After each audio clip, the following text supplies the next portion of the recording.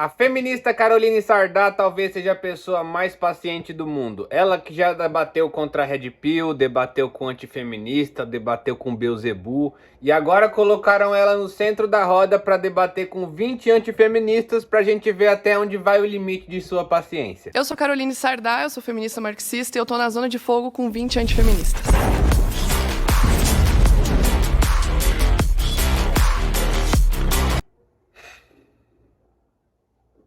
Respira.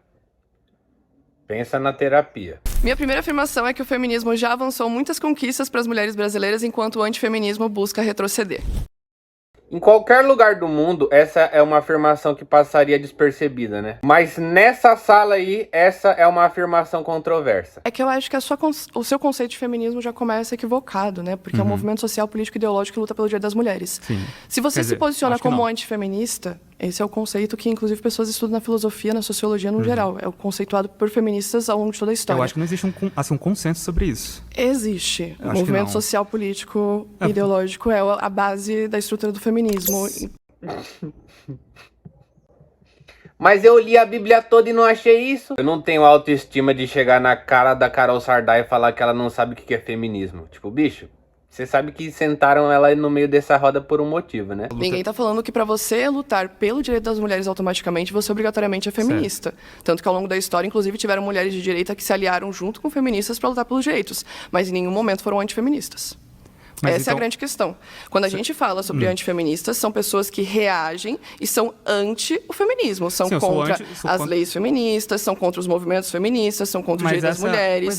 E reagem contra esses direitos. Isso eu acho um pouco arbitrário. É o antifeminismo, bem autoritário, eu concordo. Não, é arbitrária a sua definição de antifeminismo. Não, acho que é arbitrário quando a gente começa a colocar que para você ser um antifeminista, seria basicamente você reagir contra os direitos. É o que você está falando. Mas é o que faz. Não, mas eu, por exemplo, não me considero... O que o antifeminismo faz, então? O antifeminismo pode ser uma discordância da ideologia, da discussão conceitual. Você é só não feminista.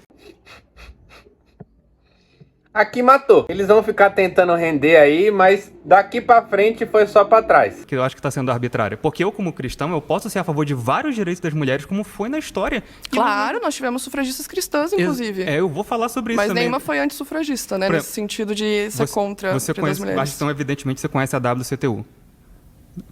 Sim, eu conheci já as feministas sufragistas que foram cristãs, todas, só que a questão é as antissufragistas, né? Você acha que porque elas o antifeminismo vem antissufrágio. Não, entra nas sufragistas. Mas não precisa necessariamente ser feminista para ser sufragista, só que antissufragista é outra coisa. Como você conhece a história do feminismo, acho que você então sabe a distinção entre sufraguetes, eu vou falar só como é escrito, e sufragistes. Sim, é o lado pejorativo e o lado que não é pejorativo. Não necessariamente. As sufragistas, na verdade, elas eram cristãs que lutavam pelos direitos das mulheres. Dentro delas, a WCTU. Antifeminista, certo? Certo. Próximo crente, quer dizer, próximo participante.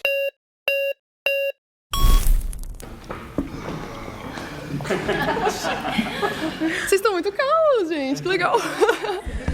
Civilizados, chique. Adorei, civilizados.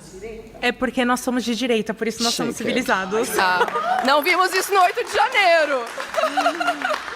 No 8 de janeiro vocês cagaram na mesa do Alexandre de Moraes, né? Mas tudo bem. Tem que estar vendo se todo mundo que estava ali era realmente de direita.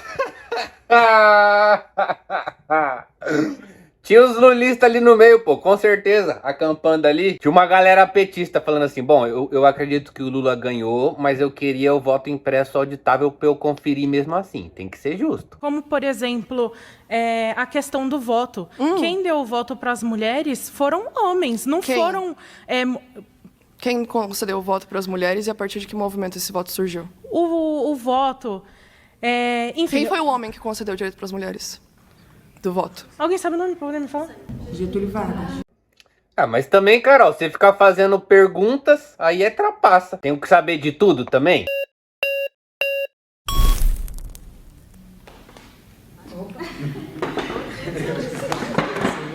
Bah, gente. Tudo bem? Prazer, meu nome é Diogo, sou advogado e criminólogo.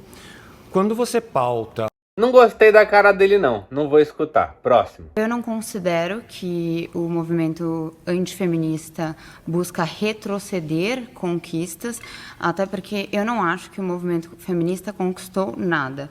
E sim, o movimento feminista se apropriou de conquistas alheias a militância e as feministas estridentes, principalmente... Você tem exemplos? Sim, as sufragistas, por exemplo. Porque existiram as anti-sufrágio, que eram contra o voto feminino, as antifeministas, que tentaram impedir mulheres de votar. Não, durante o sufrágio, a própria Simone de Beauvoir, né, ela fala... Que é depois do sufrágio. Sim, mas ela mesma fala que o movimento que, na verdade, o objetivo dela era a revolução sexual, e ela mesma diz, no Segundo Sexo, no livro dela, e ela fala que o movimento sufragista foi desnecessário, eu não vou lembrar a frase de cor. Com certeza ela falou algo por aí mesmo. Se tem uma coisa que o movimento sufragista foi, é desnecessário. Não conquistou nada, só direitos políticos, mas aí... Agora vai ser o resumo do debate. Você quer que eu resuma esse debate inteiro em uma frase apenas? É essa frase aqui, ó. Oi, Carol, tudo bem? Muito prazer, eu sou a Caísla, sou cristã evangélica desde que eu nasci. Temos trajetórias parecidas, Caísla, mas eu, graças a Deus, me desviei do caminho do mal. Prazer, Carol, sou Juliette Castro, formada em História pela Universidade Federal. Vim aqui para desmentir essa afirmação que as mulheres só podem participar da política por conta do feminismo. O que a gente faz com as mulheres, aqui no Brasil, por exemplo, que se envolviam na política antes de existir o feminismo? Como a Leopoldina, como Isabel. Como que mulher não participava da política, sendo que tinha várias rainhas? O pior é que tem uma certa lógica por trás dessa burrice, né? Isabel de Castela, que comandava exércitos, ela tinha o próprio... Uma mulher, exceção ao longo da história, todas graças de classe. Todas a ver com privilégio de classe, nenhuma das outras mulheres tiveram direitos por causa disso. Os homens de classe. Algum homem pobre do feudal participava, algum servo. É incrível que vocês não se importam com a maioria das mulheres. Vocês querem pegar uma exceção histórica para dizer todas as mulheres têm direito à política porque nós tivemos a Catarina. Nós tivemos a Hildegarda von Bingen, nós tivemos fulana de tal. Eu tô mostrando hipocrisia exatamente em falar que você pega, por exemplo, Joana d'Arc pra dizer que todas as mulheres tiveram direito à guerra. Ah, é porque Catarina não sei o quê, todas as mulheres tiveram direito à política. Nós estamos falando mulheres no geral. As antifeministas não conquistaram nenhum direito para as mulheres até hoje, mesmo até direito de voto. Existiam diversos reinos, até que um homem foi lá e juntou o reino lá da Escócia, por exemplo. Antes de existir mulheres na política, existia uma exceção de uma mulher na política que as outras mulheres não podiam participar da política. Abriu o caminho para as outras. Abriu o caminho? Que rainha que abriu o caminho para outras mulheres entrarem na política, Júlia? A Isabel aqui. Que é abriu o caminho para outras mulheres entrarem na política? Sim, com seu exemplo. Rainha? E não que deixaram mulheres ela entrarem na política por causa rainha, dela? Né? Porque me cita 5 mulheres que entraram na política por causa dela. Eu.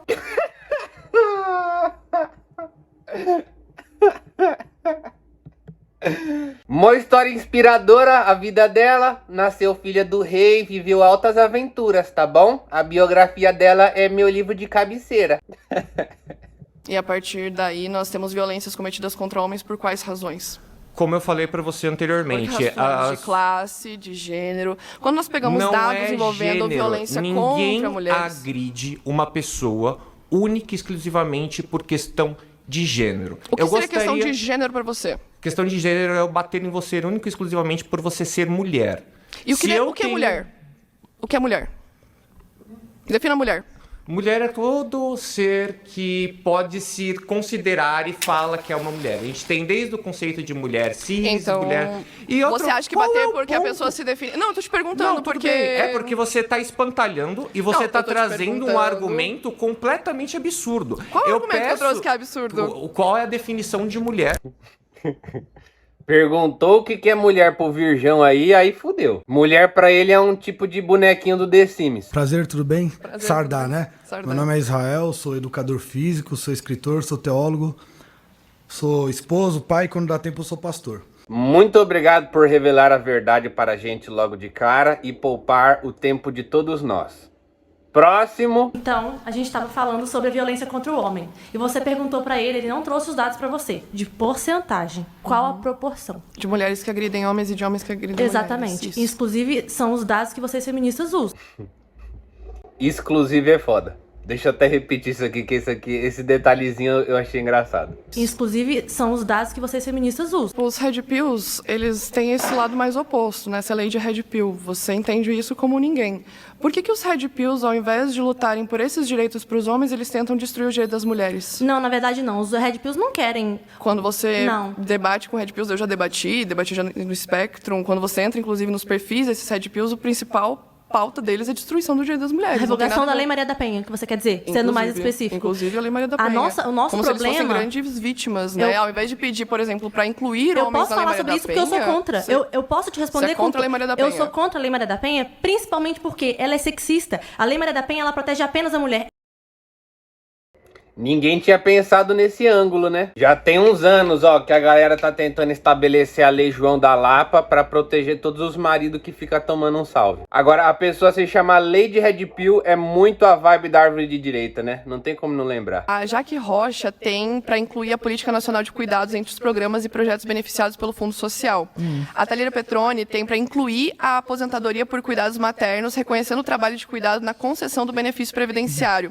Quando a gente tá falando aqui sobre a valorização do trabalho doméstico, eu estou citando essas deputadas federais feministas, a regulamentação desse trabalho doméstico para a dona de casa, caso ela se aposente, por exemplo, que ela tenha previdência, sabe? Que ela, no momento que não vai mais conseguir limpar a casa, você já sabe, uma senhora idosa. Eu entendi, mas o que me gerou essa confusão é assim, então o impositivo é ter filhos. Porque como assim, você falou aí sobre maternidade. É obrigatório ter filhos para participar desse programa. Não, a política nacional. Ou as mulheres solteiras, também donas de casa, homens solteiros. Então todo mundo vai entrar, porque todo mundo tem uma casa. Política nacional de cuidado, sim. Então o Brasil inteiro vai receber esse benefício, porque todo mundo é dono de casa. Todo mundo? Todo mundo. De acordo com os dados, quem não lava na verdade, roupa, quem não faz cozinha, quem não limpa a casa. Na verdade, mulheres fazem 3 vezes mais cuidado não quero ter que filho, homens. vou ter o benefício, você sozinha. Vai, porque você é mulher. Eu vou ter muito dinheiro pra investir, porque assim, eu não vou ter filho, vai sobrar dinheiro, vai ser uma maravilha pra mim. Mas você... E tá achando ruim ainda? Primeira pessoa que eu vejo que não quer dinheiro. Eu quero dinheiro público por qualquer motivo que for, meu amigo. O Gustavo Lima ganha milhões, por que a gente não pode ganhar também? Você vai trabalhar como dona de casa? Ué, mas todo mundo é dono de casa. Não. Vocês estão se enganando aqui uma coisa, pessoal. Vocês estão misturando o trabalho doméstico com a profissão dona de casa.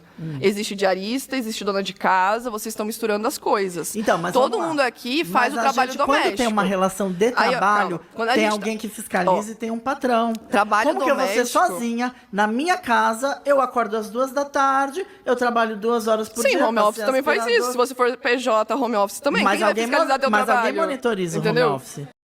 Ninguém monitora home office não, hein? Quem trabalha de PJ sabe que o nosso prazo de entrega é quando a barriga começa a fazer barulho de trovão. Deixa eu te perguntar, nesse projeto que vocês têm, a ideia seria que o governo fizesse um benefício para as donas de casa? Esse salário viria do governo?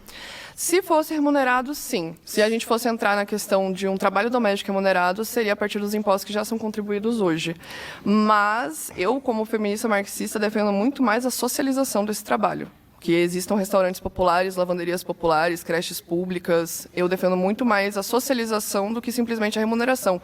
Como o ponto que eu trouxe antes aqui, se a gente remunera as mulheres por esse trabalho, elas vão acabar optando por esse trabalho, enquanto homens não vão optar porque eles não serão remunerados. Certo. Então, a intenção seria que os dois, de alguma maneira, tivessem essa remuneração, mas, como eu entendo que na economia atual não se tem interesse em remunerar as donas de casa, a socialização do trabalho doméstico seria a melhor solução. Inclusive, entrando nesses pontos aqui que trouxeram de monitoramento, eu também não confio muito nas questões relacionadas à corrupção do governo e por isso que eu acho que deveria ser socializado. Então, esse é o ponto, porque assim, se cria-se um benefício, pelo que você disse, Guilherme, que seria voltar os nossos impostos, mas para se criar um benefício, teria que criar novos impostos. Então, isso eu já vejo como um problema. Aumentar os impostos dos super ricos seria ótimo. Então, mas como que aumentaria eles, taxar as grandes fortunas. Aí a gente entra naquele parâmetro de que o super rico, se aumentar muito o imposto, ele pega a fortuna dele e vai embora. Não tinha nem que ter vindo pra cá. Quem que te chamou aqui? Eu acho um trabalho assim extremamente sacrificante ser dona de casa. No entanto, eu moro sozinha. Eu cuido da minha casa, mas eu prefiro trabalhar para poder pagar uma diarista. Que vá quinzenalmente, semanalmente, não importa. Então, eu não acho justo eu ter que pagar imposto para poder fomentar um sistema que vai trazer condições para quem não faz o mesmo. Quem não pode pagar uma diarista, que trabalhe mais, ué. Eu não tô aqui pra sustentar pobre. Vou citar a Bíblia aqui, mas não é teológico, nada, só pra você entender. É uma parábola, você pode tirar um ensinamento disso. O povo, quando ele tá saindo do Egito, é interessante que Faraó argumenta assim, não, eu vou dar uma bolsa à família pra vocês, tô fazendo um anacronismo proposital, vou dar um bolsinho à família pra vocês, mas não sai do Egito não, continua escravo. Qual que é a questão? O que você tá propondo é óbvio, pelo Brasil que nós vemos hoje, que vai ser uma renda de porcaria, que não vai dar pra comprar nada, que não vai valorizar a mulher. Conheço várias faxineiras, porque eu trabalho num condomínio de elite, sou personal trainer lá, então converso com várias. Enfim, então a minha proposta é, vamos ensinar empreendedorismo pra mulher.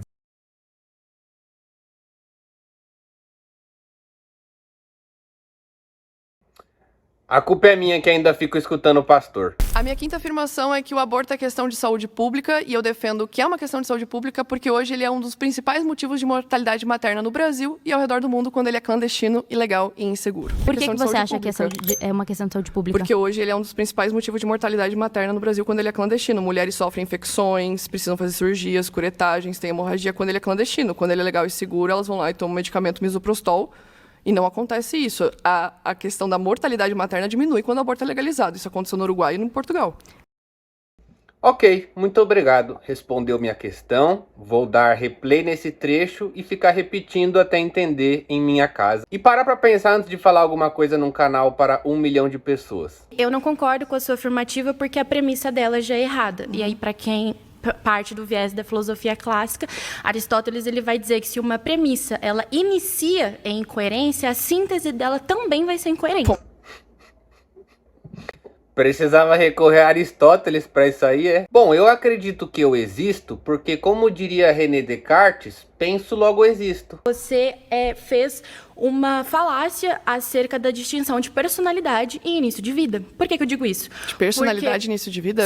Só porque eu falei que a diferença de feto, embrião não, é diferente? Não é por isso não. É pela palavrinha nascituro. E aí eu gostaria de argumentar o porquê que foi uma falácia. Porque se eu não conseguir argumentar, você não vai entender o porquê é uma falácia. Só falar. Vamos lá.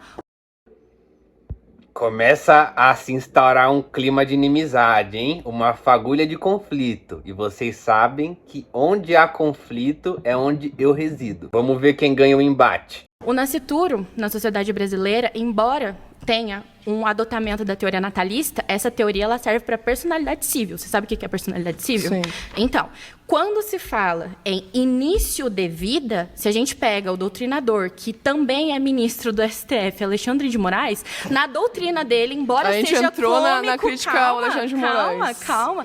Embora seja o tema cômico, era aborto, a questão de saúde pública, já virou a pauta o Alexandre de Moraes. Não virou Alexandre de Moraes, virou início de vida. Você pode me deixar argumentar? Claro, você falou que queria me escutar. Eu acho engraçado que a feminista só defende direito de fala quando convém a ela, né? Isso é um ponto importante. Olá, me chamou pelo lugar de fala, alguém que não defende o lugar de fala. Eu não disse que eu sou contra o lugar de fala, que essa não é a pauta. Essa não é a pauta. E conversando com você, eu deixei claro, eu sou a feminista, não antifeminista.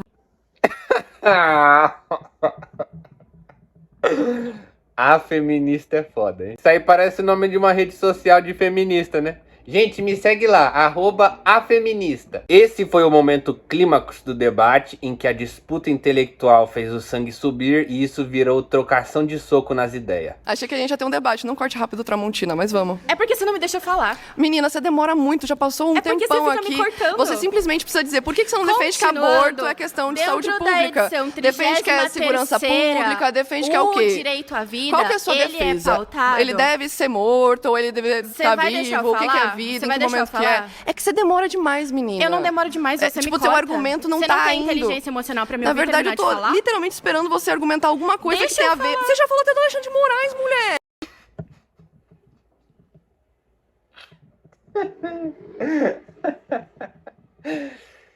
Eu não tenho nada a acrescentar aqui. Eu só queria agradecer ao canal Spectrum e a Carol Sardá por me proporcionar este entretenimento.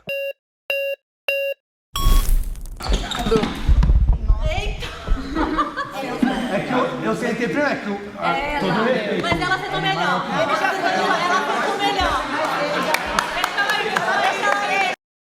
Mano, que tipo de pessoa você tem que ser pra colar num evento de feminismo e ficar disputando cadeira com as mulheres, velho? Irmão, você já não tinha nem que tá aí. Agora você quer ficar disputando quem consegue pressionar uma nádega de uma forma mais abrangente numa cadeira com outro adulto?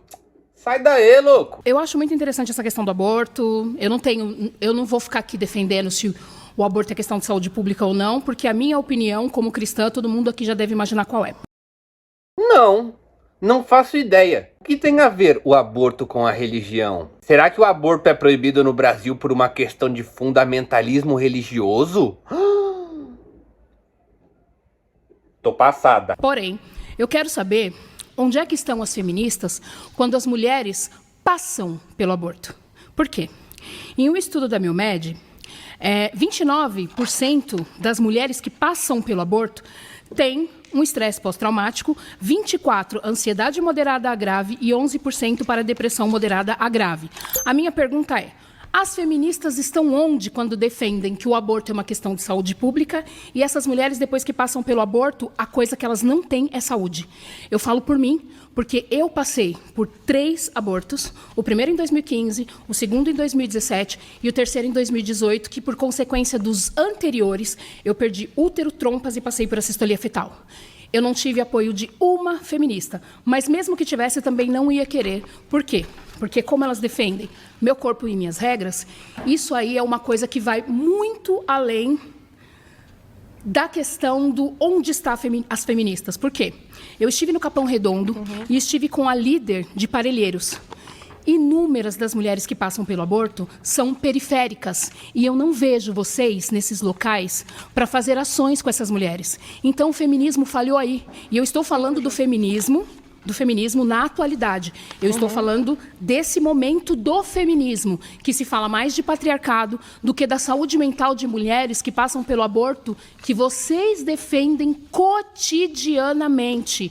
Eu sou uma mulher que hoje estou doente psicologicamente porque eu tive que passar pela morte dos meus filhos sem ter escolha de tentar chegar à gravidez até o fim, porque passei por 2 abortos que destruíram o meu útero. E eu não tive escolha, eu perdi útero e trompas e hoje não posso mais gerar. Então eu queria saber onde é que estão as feministas que não estão nas comunidades cuidando das mulheres periféricas, que vocês defendem o aborto, meu corpo, minhas regras, mas a saúde pública do Brasil não comporta esse tipo de coisa e não cuida dessas mulheres. Eu estou sendo cuidada de forma particular. Inclusive, gostaria de agradecer os meninos da página Gays com Lucidez, que são os meus médicos que me medicam, eu passo no psiquiatra mês a mês, mas a saúde pública não cuida de mim. Eu achei muito importante o seu ponto, porque você basicamente definiu o porquê que aborto é uma questão de saúde pública. Você foi largada depois de passar por situações de aborto. E aqui a gente não está falando das feministas, porque eu sei, sim, que feministas atuam em comunidades, inclusive Luana, Thalira, Petrone, todas essas mulheres estão diretamente em comunidades. Não é isso que as comunidades dizem, as mulheres das comunidades não falam isso. Posso falar? O coletivo Olga Benário também atende mulheres em situação vulnerável, são elas que, inclusive, antes eu falei que dão acesso ao direito à moradia para essas mulheres. E até mesmo as deputadas, elas fazem projetos para que mulheres que vivenciem situações de aborto espontâneo, que o bebê nasça natimorto, algo nesse sentido, sejam colocadas em locais separados das mulheres que estão parindo e tendo seus bebês, porque acontece um trauma, um choque de você ver uma outra mãe com um bebê no colo e você tá ali junto e você sofreu um aborto espontâneo. Isso já foi um projeto aprovado, inclusive, por feministas aqui em São Paulo. Se você sofre um aborto espontâneo hoje, aqui você não é colocado no mesmo lugar com mulheres que pariram e tiveram seus bebês no colo, para não passar por esse tipo de trauma. Sim. Que as feministas, talvez você não veja especificamente elas no teu círculo, algo nesse sentido, mas elas estão nas comunidades, elas estão nas favelas, elas estão nas políticas públicas, são elas que fazem políticas voltadas, inclusive, para mães. É muito difícil você ver antifeministas defendendo políticas públicas para mulheres que sofreram aborto espontâneo. Pelo contrário, você vê antifeministas defendendo projetos de lei para criminalizar casos de aborto em anencefalia. Mas deixa eu fazer uma formação fetal. Então, vamos lá. Você está falando de aborto espontâneo. Vocês você não defendem passou por aborto espontâneo? Então, eu passei por aborto espontâneo. E daí Vocês a defesa está no direito das aborto... mulheres que passaram por esse tipo de aborto eu também. estou falando do aborto induzido porque meu corpo e minhas regras. Eu tenho o direito de abortar porque eu quero. Eu aborto porque eu quero. É isso que eu estou falando. Eu estou falando nesses casos. Essas mulheres, tem muitas mulheres que engravidam por conta desse tipo de discurso e nunca nem deitaram numa maca de um ginecologista. Como você tem certeza que elas engravidam por causa do discurso meu corpo, minhas regras? Gente, hoje em dia as redes sociais, elas induzem as pessoas a fazerem uma série de coisas. O papo tava interessante, mas em algum momento o crente vai cair pro pânico moral, né? Em algum momento o crente vai soltar... Não, se liberar o aborto, vai ter filas quilométricas na frente do hospital, com um monte de gente falando, tira o meu também! Eu vi nas redes sociais, então gostaria de um aborto por obséquio. Eu vi no Instagram da Boca Rosa, então eu não queria ficar de fora dessa trend.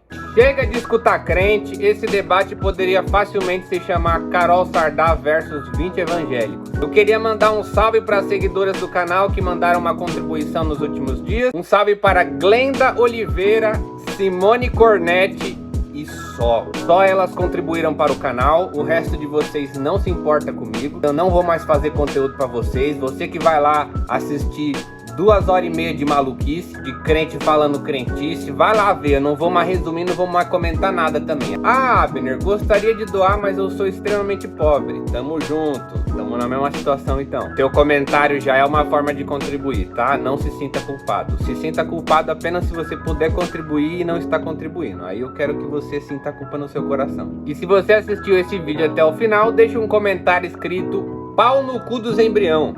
É nóis!